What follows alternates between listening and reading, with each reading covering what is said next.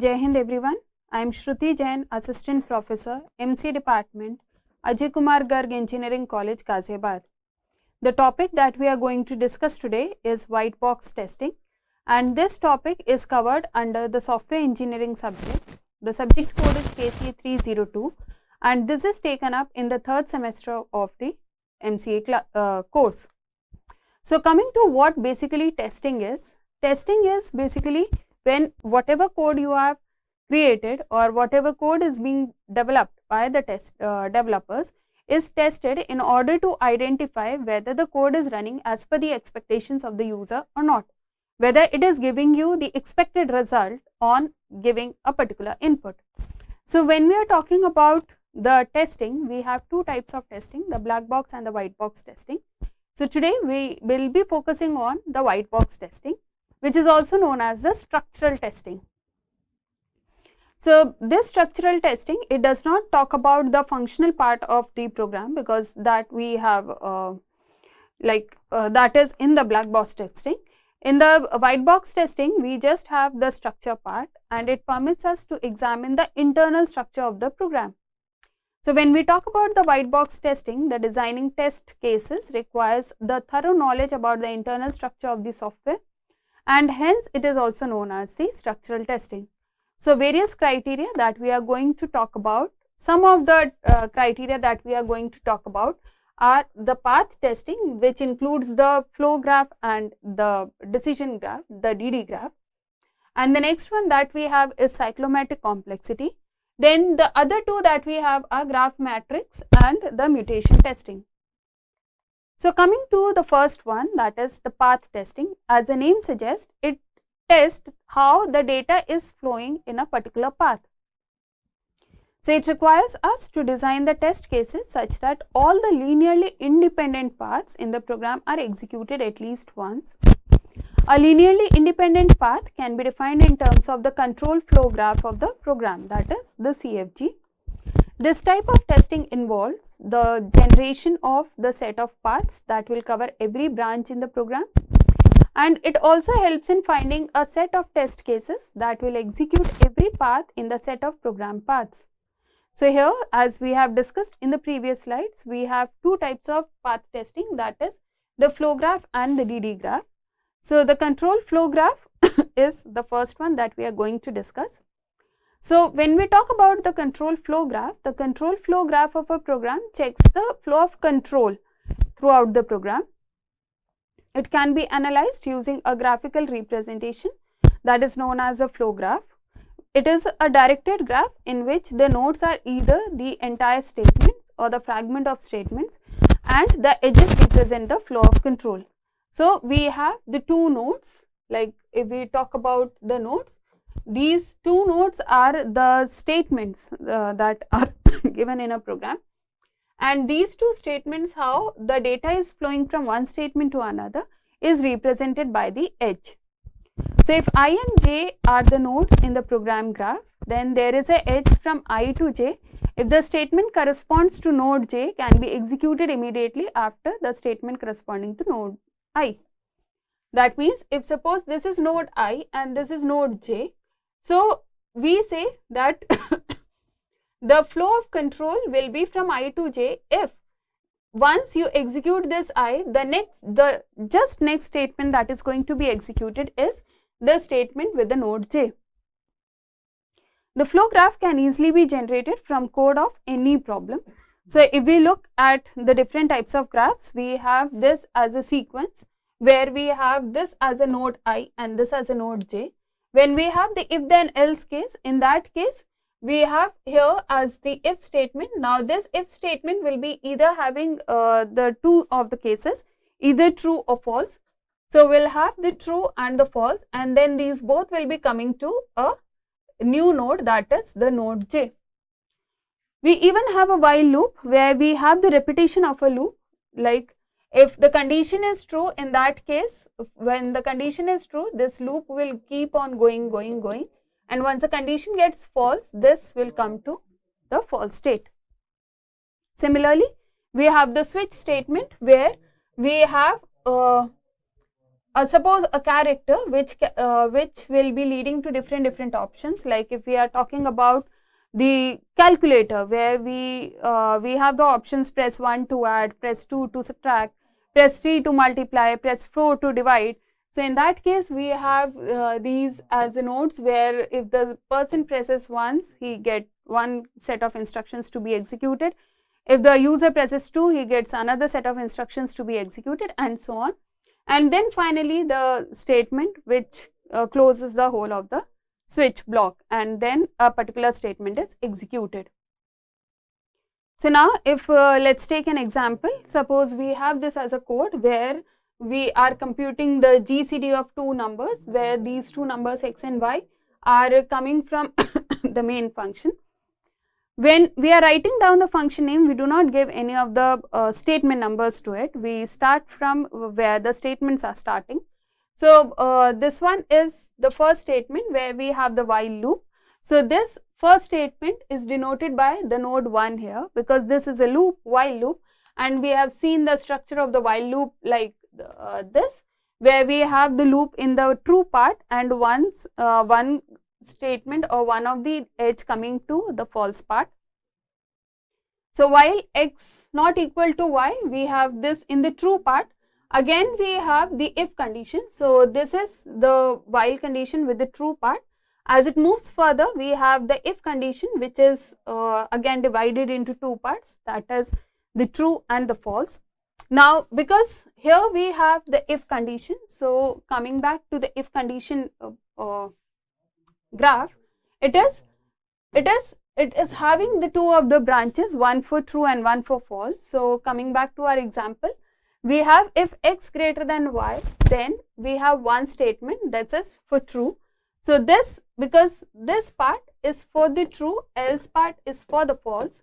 So this statement 3, this 2 will have two of the branches, the node 2 will be having two of the edges coming from it. One is for the true and one is for the false. So the true statement will be executed at statement number 3. So we considered it at node 3. Then in the else part, we have the false statement. So the false statement is represented by the node 4. Now this whole of the while block gets terminated at the closing braces. So whether the condition is true or false, it will come over here. So this is statement number 5. Now if the condition is false, the while block ends, and the condition false, the loop will exit, and this return x will be executed. So in case the condition is false, in that case the it will come to return x. So this is return x. Now because this needs to be executed again and again, and if the condition is either true or false, it has to move to the while condition. So we have taken it from the true and moved it from here to the node 1. So this is how a control flow graph looks like, where we have the set of statements, where the set of statements could be a simple top down approach program, or it could be a function in a modular format, or it could be in the function again we can have the different types of loops or the if condition, if else conditions. So when we are talking about all of these, we need to draw a control flow graph which talks about how the flow of control looks like. These nodes are represented in the statements that we are writing in the program, excluding the function name. Those statements are the nodes that are represented in the control flow graph, and the way the data is passing from one statement to another is represented by these edges. The next type of graph that we have is the decision graph. So decision to decision graph. So here the flow graph representation is the first step of path testing that we have already done. The second step is to draw the DD graph from the flow graph. The DD path graph is known as the decision to decision path graph, in which one concentrates on the decision nodes. The nodes of the flow graph, which are in a sequence, are combined into a single node.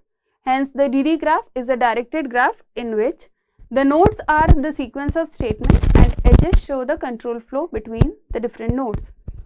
The DD path graph is used to find the independent paths that we have seen just before as well.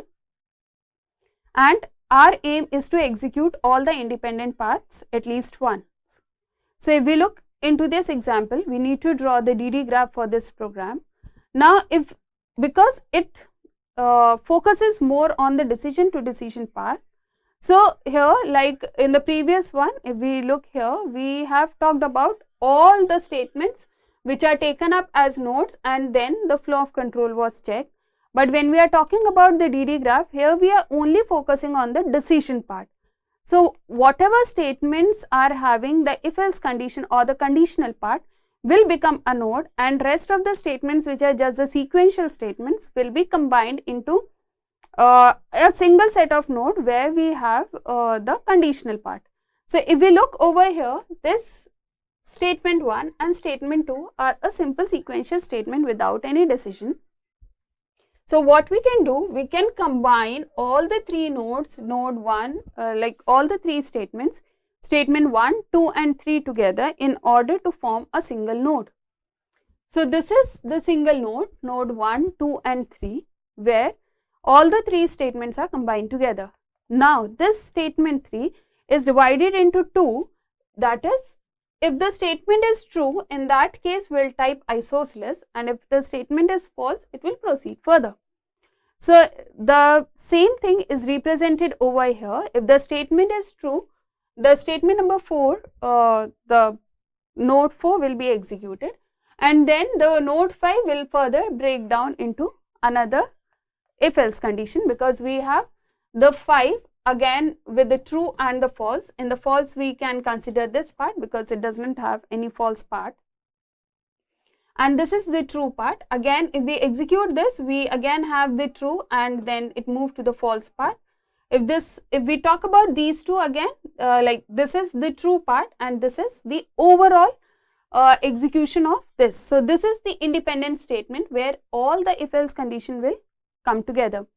So this is how we have the statement number 5, that is the if-else part is again broken into two parts, where this is the true, and if the condition is like if we do not have anything, it will execute to another if-else condition. So this if-else again break down into this and this. Now this 9 will again break down, this 9 will again break down into the statement 10, and statement 11 is a combined statement for all. So here we have the statement 10 and this statement 11 combines together to all of the statements that are coming up. So this is how we have created the decision to decision graph. Now the difference between the control flow graph and the decision to decision graph is, when we are talking about the control flow graph, we consider each and every statement as a node, and then the flow of control is checked from one node to another. But when we are making the decision to decision graph, only the nodes or only the statements that consider the condition part are considered into the DD graph, otherwise rest of the statements are considered normal.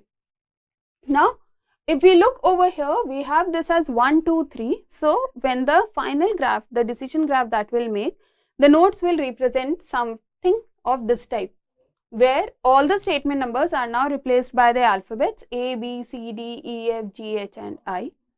How will we find out the independent paths? The first path would be A, B and I. So this is the first path. The next path that we have is, it comes from A, C, D and I. So A, C, D and I is the next path. We'll start from the initial node every time. The next path would be A, C, E, F, I. So A, C, E, F, I as the next path. The next A, C, E, G, H, I. So A, C, A, C, E, G, H, I as the next one.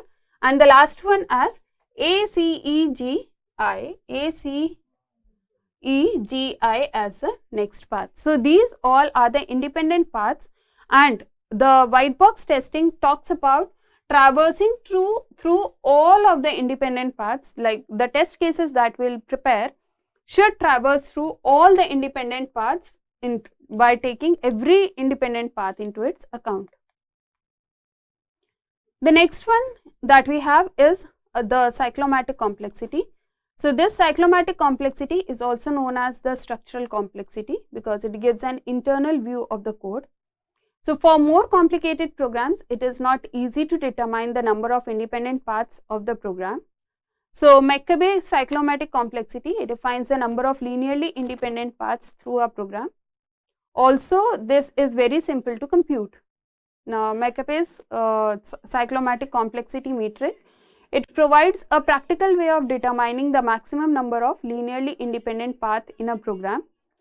Through this matrix, though this matrix does not directly identify the linearly independent path, but it informs approximately how many paths do we need to look for.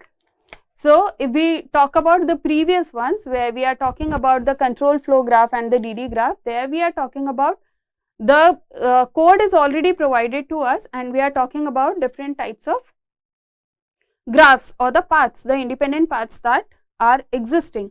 But when we are talking about the cyclomatic complexity, here we are trying to determine the maximum number of linearly independent paths that are possible when we are talking about any of the program. So this cyclomatic complexity can be computed in 3 ways. The first formula that we have is this E minus n plus 2p, where we talk about where E represents the edges, the number of edges in the control flow graph, n represent the number of nodes in the control flow graph, and p talks about the number of predicate nodes. The method 2, it talks about the total number of bounded areas plus 1, and the method 3 talks about the number of decision statements plus 1. So if we look at the example over here, here we have this as a control flow graph where we have the decision nodes, etc. So coming to method 1, which talks about E minus n plus 2p. So here if we look into the number of edges, the number of edges over here are 1, 2, 3, 4, 5, 6, 7, 8 and 9. So the number of edges here are 9. Number of nodes are 1, 2, 3, 4, 5, 6. So the number of nodes that we have are 6. And P is the number of predicate nodes which from where the decision statement comes. So the number of predicate nodes over here is this, that is 1. So the value of P is 1. When you calculate, you get the value of cyclomatic complexity as 5. So these are the independent paths, like we have first path as ACF, the other path as ADCF, this is second. The third one is this one. The fourth path is this one, and the fifth path that we have is this one. So this is how we have 5 independent paths that can be made. If we consider the method 2, where we talk about the number of bounded areas plus 1 as a cyclomatic complexity. So number of bounded areas would be 1. This is again a number of the bounded area, this is 2. This is again the bounded area, this is 3. This is again a bounded area, that is 4. So the cyclomatic complexity would be the total number of bounded areas, that is 4 plus 1 will give us a value as 5. So again from here we get the cyclomatic complexity as 5, which is again the maximum of 5 paths, independent paths can be created when we are talking about when we are calculating the complexity using this formula. So that's all for today. Thank you.